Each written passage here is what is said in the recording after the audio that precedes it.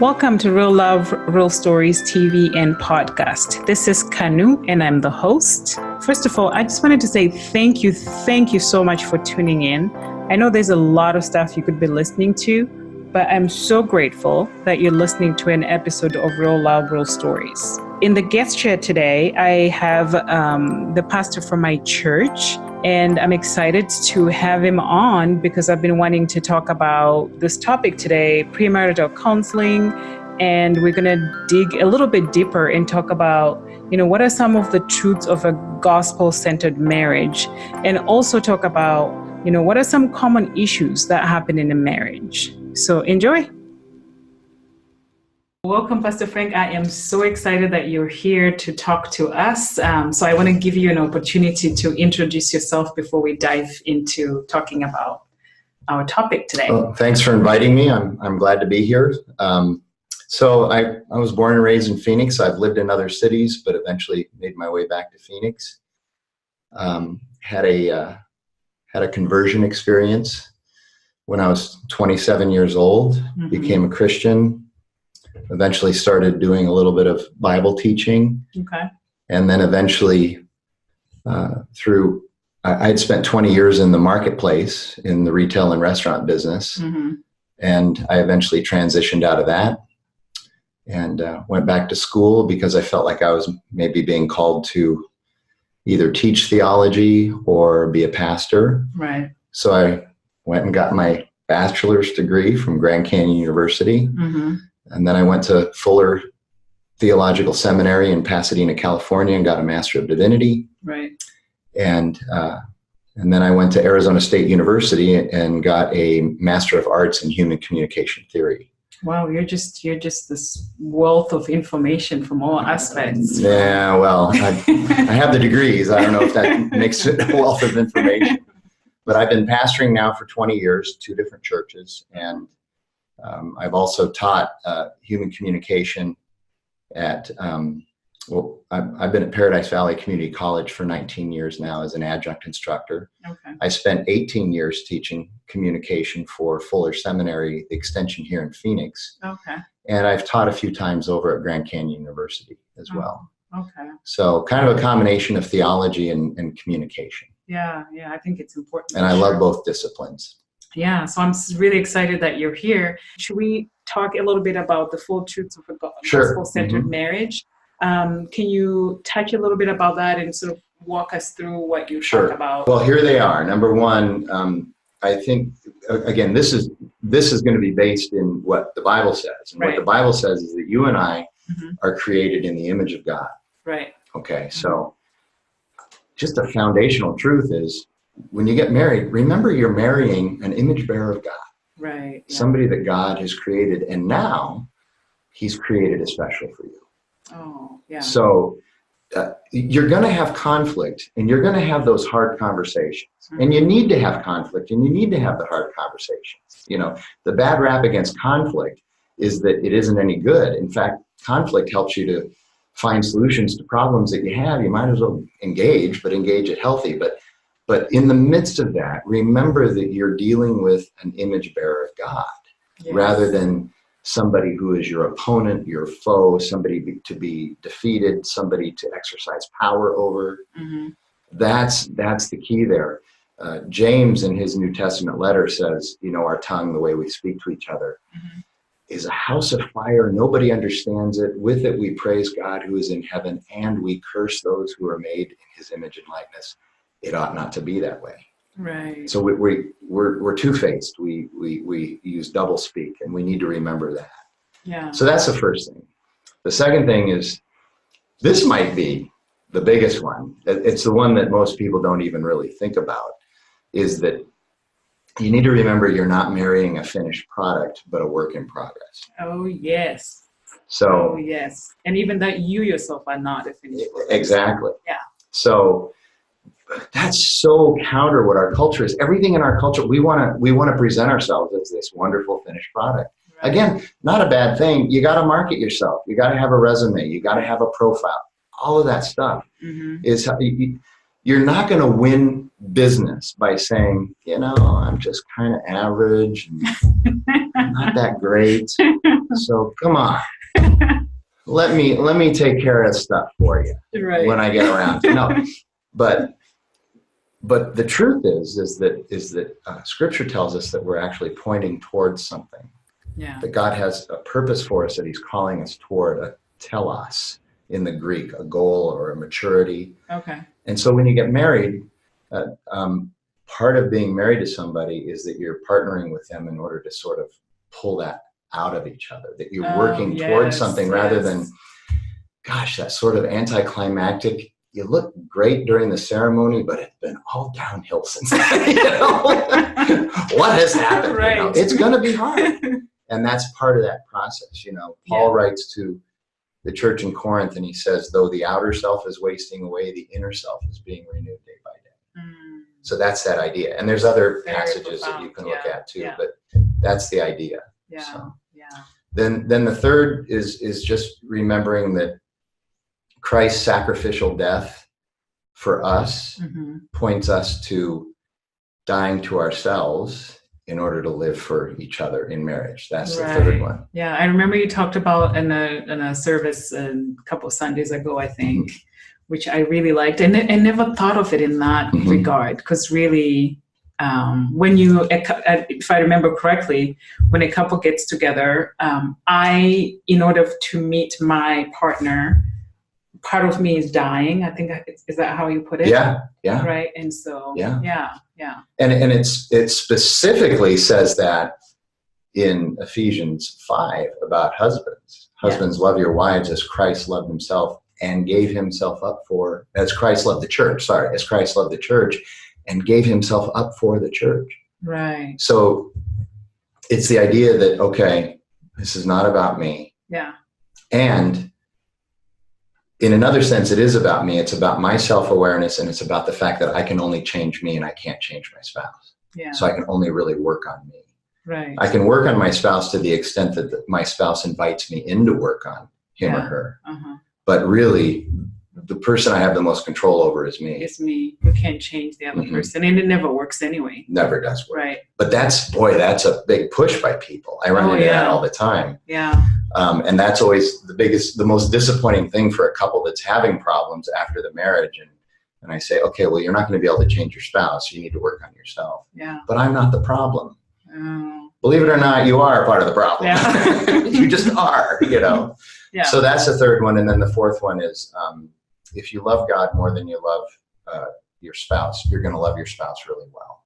Oh. There's something about pointing towards something bigger and better than we are that then fills us with and empowers us with the ability to then love others in a way that is not so self-centered, is much more sacrificial, is much more other-oriented. So, right. Yeah. So those would be the four truths. Okay. Well, I mean, I love how you said it just now, that if you love Christ, then you love your partner better. Yeah. Right. Yeah. And I love the idea of working on yourself and not getting into a relationship thinking I'm going to fix this person. I mean, I'm guilty. I've done it before. So, but it's hard to know when you're in the process of, I guess, when you're in love and being with somebody. So that's awesome. So another thing that Tom, our founding pastor, who used to do a lot of this, has said also is he'll say this to couples. Well, he used to say this when he would do it to couples. He'd say, look, if there's something that is quirky and annoying and bothersome about the person you're about to marry, that if it gets worse would become something that you just can't live with and a deal breaker. I know this sounds really self-centered, but it's also, there's a sense in which you can be self-centered before, but afterwards it's all over with, So, but he says, look, be very careful, because those things don't get better after you get married. They always get worse. They get annoying. Yes. And that's backed up by, again, the research in this area. They're called adapters. They're annoying distractions that people do to each other in relationships. And research shows that those things during the courting process, during the marketing process, before the marriage, we're very careful to do our best to cover those. But after the marriage, man, you know, you let your guard down. So be careful of that stuff. You're never going to find anybody perfect, that's for sure. Right. But you need to you need to go into these relationships with your eyes wide open. You're marrying somebody who's imperfect, just like you are. Yeah. And now you're going to be put into this tiny little crucible together, and those imperfections are going to be magnified.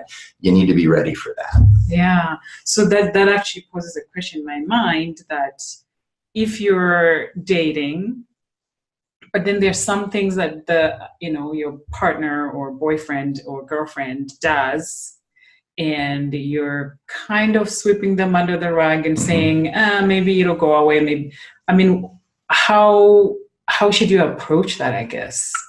I am asking that question because I've heard people talk about maybe it's a communication style difference. Yeah. This person is over communicative and the other one is not, but they just like, oh, that's who he is or who she is. And then, maybe when you do make things official, you're engaged and then you get married, and then the communication becomes an even bigger thing. What would something that somebody needs to do when they're like seeing what I call them red flags, really? If you're seeing that in a relationship, I mean, other than just breaking off the relationship, what can one do? So you have to talk about it. You have to figure out how to gently confront or bring it up. Right. And be able to have a conversation about it, and even how your potential spouse responds to it. That might actually be an indication. That might be a tell. That's a good way of putting it. That might be a tell. But one of the things we do talk about in session 3, when we get together, one of the things we talk about is, okay, your family that you grew up in, whatever family it was, as dysfunctional or functional as it was, you had a way of doing things. Right.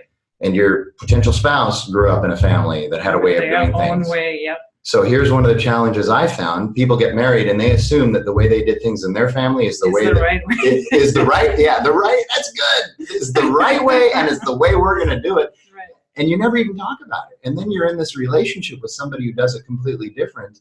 And you're like, wait a minute, that's not how you do this. And the other person is going, no, it is how you do this. Right. And why should we do it your family's way? Why should we do it my family's way? So.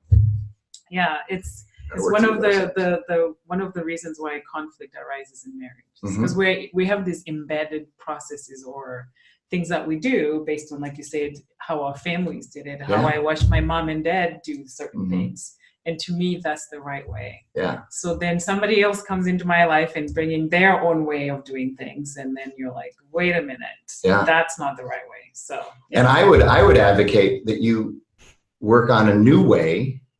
Together. That's your way. Yeah, but that's what a mature relationship is.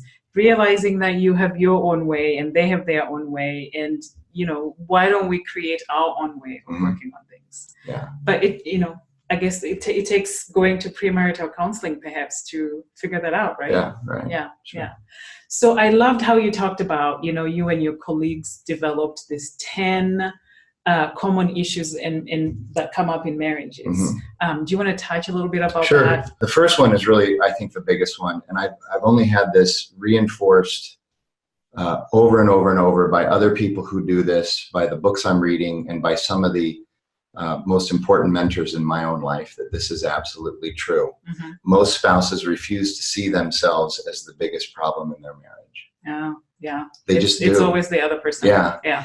And so that leads into this idea of, look, you can only work on your spouse to the extent that they invite you to participate in working on your spouse. Right. So my wife, Jackie, cannot, it's going to be very difficult. I'm going to be very resistant to her coming and trying to change me in a way that would help her, unless I invite her in, unless I finally come to the conclusion myself. Yeah.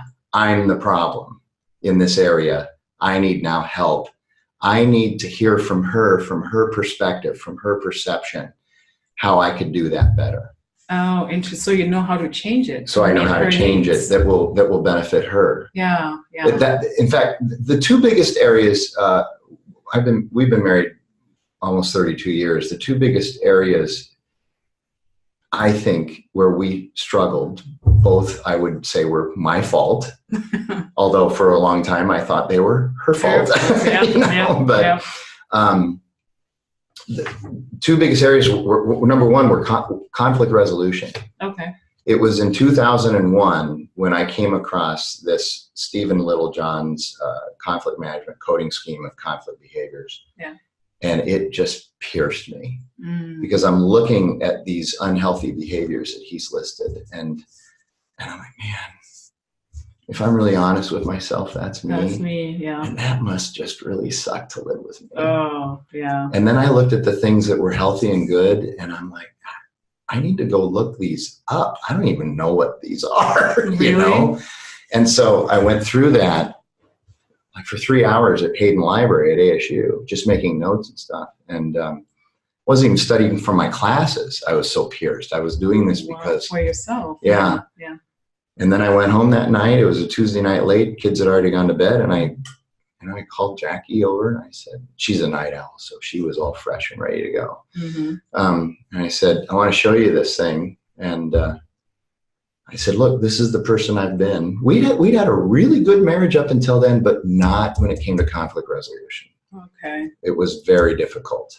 Yeah. And I said, this is the person I've been. It's been my problem, my fault. I'm owning it now. Yeah, way to own This is it. the person I want to become. Let's do it together. Oh. And it's been way different since then. Yeah, yeah. The other area is actually, again, this is all under the idea of most spouses refuse to see them as the biggest problem in marriage. Mm-hmm. And it relates to two things we've already talked about. This idea of attraction theory. Here's how we got together in the first place. Right. Proximity, we were around each other. Similarity, we had things in common. Reinforcement, we began to affirm each other. And that all led to the fact that we found each other attractive and we like each other's personalities. Boom. Right. You know, and that's exciting, isn't it? You've been through that. We've all been through that. That's so fun and so exciting. Yeah. And those things should carry forward in a relationship, but it's not what will sustain the relationship ultimately. It gets you together and it's a lot of fun. Yeah. But here's what you need to do. You need to talk about, okay, roles and responsibilities. Who's going to be what and who's going to do what in this relationship? You need to talk about that. Okay. You know, we could spend a lot of time just on that, talking about who's going to be what and who's going to do what does that look like? But it's important. Right. Love and affection, you know, what does the physical act of lovemaking mean in our relationship? Mm-hmm. Frequency, methodology, if you want to call it that, whatever. Right. We need to talk about that, but we also need to talk about how to develop an environment of affection. Oh, interesting. Yeah. It's both and, you know, Mm-hmm. then money. Yeah. Okay, how are we going to manage it? And what's your philosophy of debt? And where are you even? Yeah, and big one. One of the first questions I will ask a couple is, have you disclosed your student debt to each other? Yep. Because you're going to own that with each other now. Yep. You know? I know. And not only that, but also your consumer debt.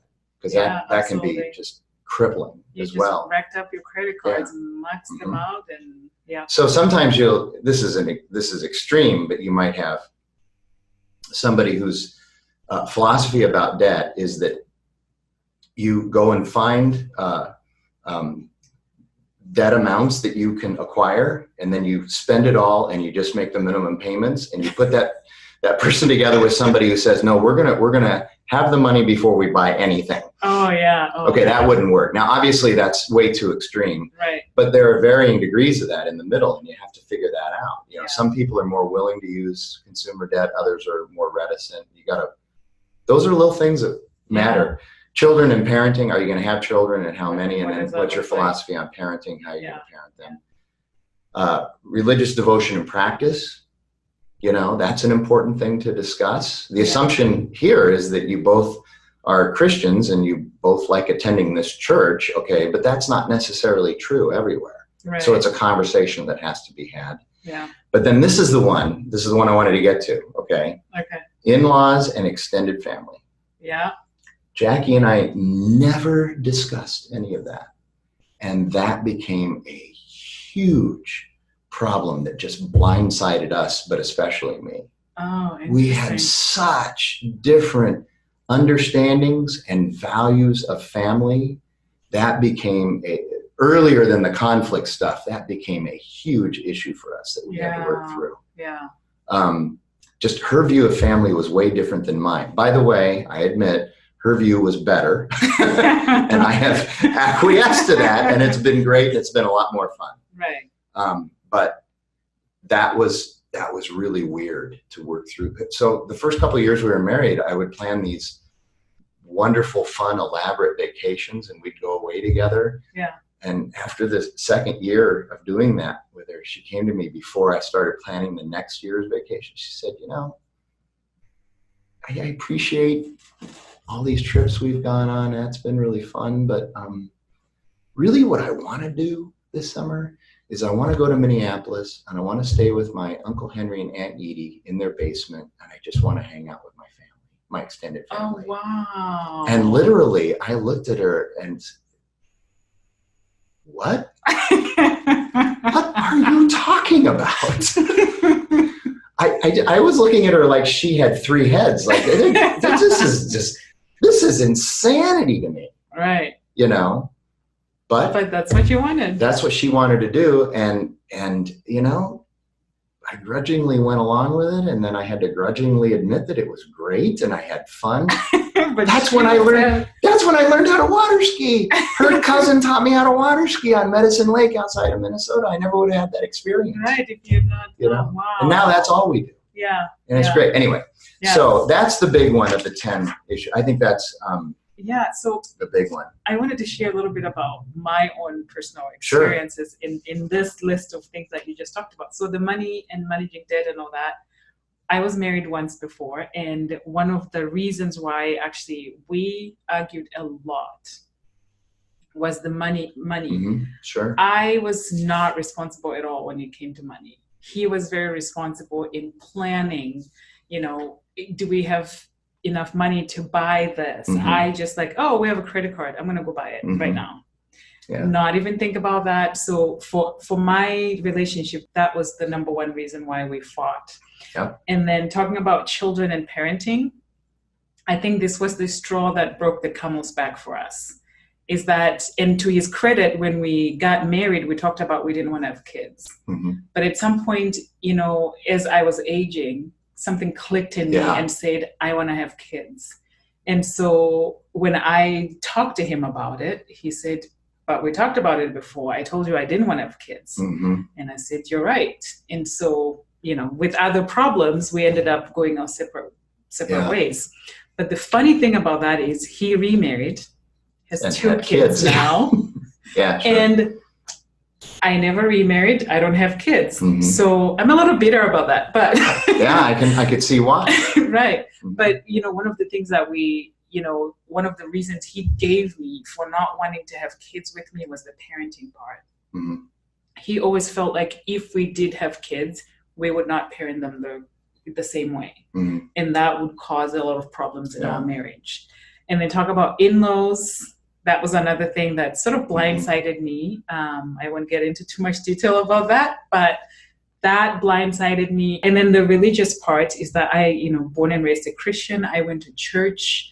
And I would go to church, come back and tell him what I learned. And he would find a way to make it sound like it was not important, or he would find a dig. Yeah. Because he was not a believer. And the funny thing about that too is that the woman that he's now married to, she's Roman Catholic. Mm. He read the Bible from beginning to end and had to go through a process, I think, of before they talk to whoever they talk to in their church. In order to get married in the Catholic church. Yeah. So he did that for her. And yet, for me, he was always like, no, or trying to find a way to make it sound like it's not important, or, why are you a Christian? Why do you believe in God? And it's just funny how everything kind of shifted in that. So I wanted to share that part. So again, to that point, this list of these 6 things here that we talk about in session 2 after traction theory, then it's like, okay, now go deeper with these 6 items. Right. And there's 2 sides to each of these coins. The other thing we say is, look, just because you have a position on these things now, you need to discuss it. Doesn't necessarily mean those views aren't going to change. Right. So again, in Keller's book, he talks about the longitudinal research that demonstrates that if you're married for 40 years, you need to understand you're going to be married to 4 or 5 different people. They'll have the same name, but they'll be 4 or 5. They're going to change as they're growing. They're going to evolve, Yeah. Mm-hmm. you know, and so you need to be prepared for that as well. Yeah. And you know, you hear that sometimes. You're not the person I married. Well, no, I'm not. I'm probably not supposed to be. We're a work in progress, right? Yeah, yeah. And so it's common that you'll have that conversation about children, and that'll change. Yeah. So be prepared for that possibility that it does change. It may not, but it especially with the children, it could happen. Yeah, it changed for me. Sure. But it didn't change for him. Mm-hmm. It changed for him after he met his wife now. I never really wanted children, but it was simply, I think, because I was so immature. Mm. And then later on, and we had children later on, it was fine. And it's been a glorious joy that we have 2 daughters. But I will say that Jackie and I were married for 5 years before we had children. Okay. And we spent a lot of that 5 years talking about how we would parent them. And being on the same page. Yeah, I like that. Yeah. So that was helpful. So on this, continuing on this 10 most common issues in marriage, another one that is just really important is this idea that marriage shouldn't be a hard work if we were truly meant for one another and we have feelings of love for one another. Mm-hmm. So you just need to know marriage is going to be hard work. All relationships are hard work. We wish they weren't. Yeah. You know, but everything that's ever been researched, everything that's ever been anecdotally told in story form will help us understand, look, whatever relationship you get into, friendships, partnerships, coworkers, romantic relationships, you're going to have to work at it. Yeah. And it's going to be grudging sometimes. It's going to be hard. Yeah. You know, so just recognize that. We unpack that a little bit further as well. One of the issues is a healthy marriage is all 3 back-to-back, side-by-side, and face-to-face. Mm-hmm. It's the second time we actually talk about it, but it's the idea that back-to-back is sort of that, okay, you're going to defend your spouse. Right. Even if they're wrong, you're going to defend them publicly and then privately take care of the proper rebuke, you know? Right. But publicly, there has to be this defense. You have to feel like, I know that they're going to have my back even if I'm being an idiot. Okay. But then certainly talk about it later, but also advocacy. Yeah. You know, championing the person, being their cheerleader, helping them. Absolutely. Side by side, marriage is friendship and partnership. Yeah. It's both friendship and partnership, and those are 2 different things, but that's the side by side. And then the face to face is the intimate part of your relationship, which is certainly the physical intimacy. Yeah. But as important or even more important is the emotional and spiritual intimacy that you have. It's kind of that stuff that's unique to your relationship that you don't necessarily share with others. Mm-hmm. You need all 3 of those. Yeah. You can have terrific this, but if you don't have this and this, it's not going to work long term. I like that. Yeah. So those would be some, well, number 7, spouses are going to fight, but they don't fight well. That's all of session 6 that we talk about is conflict resolution. So how do you fight well in a relationship? Yeah. So those are just some examples from that. If there's 1 or 2 things that I always want to leave something with my audience in terms of, like, you know, from your perspective, what is your advice to maybe people that are dating, maybe they're engaged, in terms of, you know, moving forward? What would you like to leave the audience with? Boy, I don't know. Being married and having children are potential idols for people. Mm. You got to be careful of that. Right. We've all seen parents who have made little gods out of their children. Yeah. So unhealthy. Yeah. Not for the parents. It's unhealthy for the kids. For the kids, yeah. You know. Yeah. But that does not debase or debunk the joy that can come from being a parent. From being a parent and from being married. Yeah. But the other thing I would say is that you don't have to be married to be fulfilled. Yeah. And now obviously I have a dog in this race, so that makes sense that I would say this, but for the single person, the church should be their spouse, their community. Yeah. For the person who either doesn't feel called to be married or just can't seem to find the right person to be married to, the church needs to do a better job of being the community for the single person. I think, again, marriage is important, and the Bible talks about it, and that's good. But I think in the church, we've idolized marriage and we've idealized marriage. Yes. We've done both. Yes. It's not that it's bad, but we've kind of made it like you're not really fully engaged until you're married to a family. And I think that's a mistake. Yeah. So, well, you're talking to me as a person who's the single person, and I can tell you a few of my friends struggle with this a lot. Yeah. And also this idea, for me anyway, there are times that I actually am pretty angry at God to say, why haven't I met that person? I'm a good person. Yes. And why am I not? Granted, I was married before, so I'm grateful I had that opportunity, but at this point in my life, I'm just like, why have I not met that person? And so, and it's funny you say that now, more than ever in my life, I am becoming more involved in church and doing more. So I love that the church is the community, but that's a question that comes up in a lot of discussions with my single friends about, we look at each other, we're like, we're beautiful, we're great people. Why hasn't God sent that person to us to be in a relationship? Thank you so much for being here, Pastor Frank. I really appreciate the time you took to chat with me. And for the audience, don't forget to check out the show notes for book recommendations, and also check out the bonus episode that we talk about premarital counseling.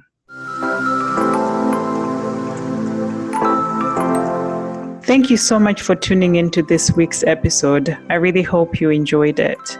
Please remember to go to iTunes. You can subscribe, rate, and write a review. And also, you can always find more information about any of the episodes on my website, www.realloverealstories.com. And remember to follow me on social media. I'm on Instagram, Facebook, and Twitter, and it's all under Real Love, Real Stories. Till next time.